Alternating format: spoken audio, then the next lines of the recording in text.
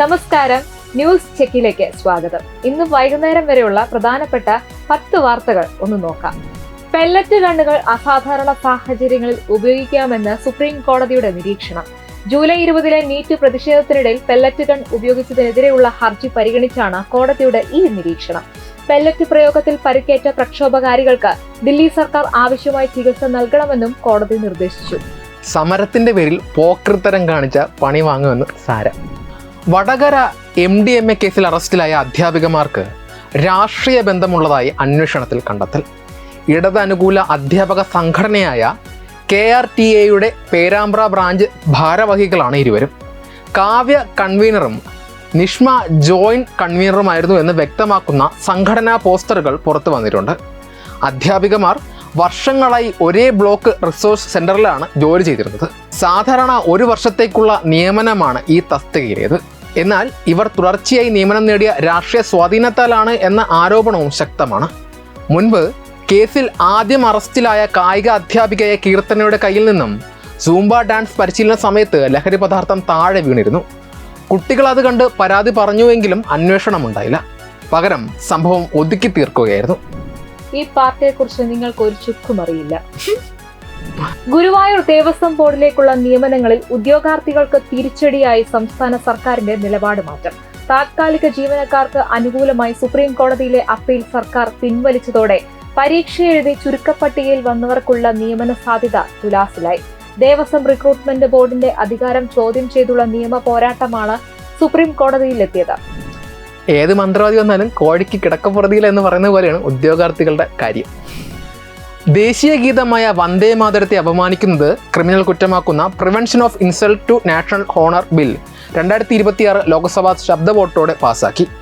പ്രതിപക്ഷത്തിന്റെ ശക്തമായ പ്രതിഷേധത്തിനും മുദ്രാവാക്യം വിളികൾക്കും ഇടയിലാണ് ശബ്ദ വോട്ടോടെ ബിൽ പാസാക്കിയത്. സഭാ നടപടികൾ തടസ്സപ്പെട്ടതിനെ തുടർന്ന് ഇന്ന് പലതവണ നിർത്തിവെക്കേണ്ടി വരികയും പിന്നീട് വെള്ളിയാഴ്ചത്തേക്ക് പിരിയുകയും ചെയ്തു. വന്ദേമാതരം ഇനി ശരിയായ രീതിയിൽ ദുർഗാസ്തുതിയൊക്കെയായി പാടുന്ന പിണറായിയെ, മുഹമ്മദ് റിയാസിനെയും കുഞ്ഞാലിക്കുട്ടിയും ഒക്കെ ഒന്ന് ആലോചിച്ച് നോക്കിക്കേ. ആഹാ. സംസ്ഥാന ആസൂത്രണ ബോർഡിലേക്കുള്ള PSC പരീക്ഷയിൽ നടന്നത് ആസൂത്രിത അട്ടിമറിയെന്ന് പ്രത്യേക അന്വേഷണ സംഘത്തിന്റെ കണ്ടെത്തൽ. CPM അനുകൂലിയായ 1ാം റാങ്കുകാരൻ എഴുതാത്ത ചോദ്യങ്ങളാണ് മൂല്യനിർണ്ണയം നടത്താതെ ഒഴിവാക്കിയതെന്നാണ് പുറത്തുവരുന്ന വിവരം. പരീക്ഷയിലെ മുഴുവൻ ചോദ്യങ്ങളുടെയും മാർക്ക് പരിഗണിച്ചിരുന്നെങ്കിൽ ഈ ഉദ്യോഗാർത്ഥി ചുരുക്കപ്പട്ടികയിൽ പോലും ഇടം പിടിക്കില്ലായിരുന്നു. ചില ചോദ്യങ്ങളുടെ മൂല്യനിർണ്ണയം ഒഴിവാക്കിയതോടെ മറ്റ് ഉദ്യോഗാർത്ഥികൾക്ക് 50ലേറെ മാർക്കുകൾ നഷ്ടമായി. ഈ നടപടിയുടെ പൂർണ്ണ പ്രയോജനം ലഭിച്ചത് 1ാം റാങ്ക് നേടിയ വ്യക്തിക്ക് മാത്രമാണ്. ഇടത് അനുകൂലിയായ വ്യക്തിയെ റാങ്ക് പട്ടികയിൽ 1ാമതെത്തിക്കാൻ ഉന്നത ഉദ്യോഗസ്ഥരും രാഷ്ട്രീയക്കാരും ചേർന്ന് നടത്തിയ ഗൂഢാലോചനയാണിതെന്നാണ് SITയുടെ കണ്ടെത്തൽ. PSC എന്നതിന് പിണറായി സഹായ കമ്മീഷൻ എന്നാണോ അർത്ഥം?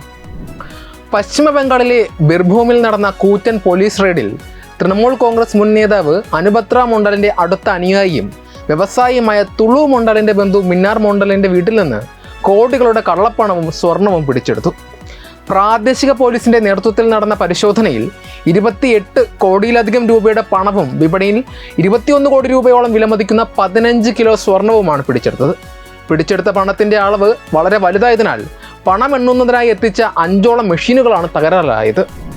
മമതാ ദീദി സിമ്പിൾ ആണ് ഗൈസ്, സത്യം. PM ശ്രീയുമായി മുന്നോട്ടെന്ന് UDF. ധാരണാപത്രത്തിൽ നിന്ന് പിന്മാറാനാകില്ലെന്നാണ് UDF നിലപാട്. ഏതൊക്കെ വിദ്യാഭ്യാസ സ്ഥാപനങ്ങളെന്ന് സർക്കാർ തീരുമാനിക്കും. കേന്ദ്ര ഫണ്ട് വാങ്ങാനുള്ള നടപടികളുമായി സർക്കാർ മുന്നോട്ട് പോകുമെന്നാണ് പുറത്തുവരുന്ന വിവരം.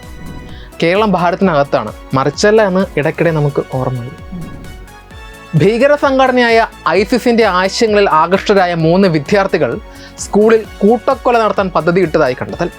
14 മുതൽ 19 വയസ്സ് വരെയുള്ള 3 വിദ്യാർത്ഥികളാണ് സിംഗപ്പൂർ അധികൃതർ ആഭ്യന്തര സുരക്ഷാ നിയമപ്രകാരം കസ്റ്റഡിയിലെടുത്തത്.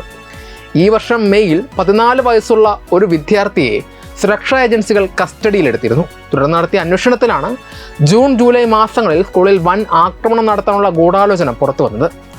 പദ്ധതിയെക്കുറിച്ചറിഞ്ഞ മറ്റൊരു വിദ്യാർത്ഥി അധികൃതരെ വിവരം അറിയിച്ചതോടെയാണ് ആക്രമണ ശ്രമം തടയാനായത്. കേരളത്തിലായിരുന്നെങ്കിൽ ഉറപ്പിച്ചോ ആ വിദ്യാർത്ഥി നാളത്തെ മന്ത്രിയാണ്. ഏറെ പ്രതീക്ഷയോടെ കാത്തിരുന്ന രാമായണം പാർട്ട് 1ന്റെ ട്രെയിലർ പുറത്തിറങ്ങി. ഹിന്ദു വിശ്വാസപ്രകാരം അതീവ പുണ്യമുഹൂർത്തമായി കണക്കാക്കപ്പെടുന്ന ബ്രഹ്മമുഹൂർത്തത്തിൽ പുറത്തിറക്കിയ ട്രെയിലർ മണിക്കൂറുകൾക്കകം കോടിക്കണക്കിന് പ്രേക്ഷകരിലേക്കാണ് എത്തിയത്. രൺബീർ കപൂർ അവതരിപ്പിക്കുന്ന ശ്രീരാമനും യഷിന്റെ രാവണനും സായി പല്ലവിയുടെ സീതയും ഇതിനോടകം തന്നെ സോഷ്യൽ മീഡിയയിലും സിനിമാ പ്രേമികൾക്കിടയിലും വലിയ ചർച്ചയായി മാറിക്കഴിഞ്ഞു. ഒന്ന് കഴിയുമ്പോൾ മറ്റൊന്ന്, എന്തൊരു വേട്ടയാടലാണ് എൻ്റെ നാഥാ.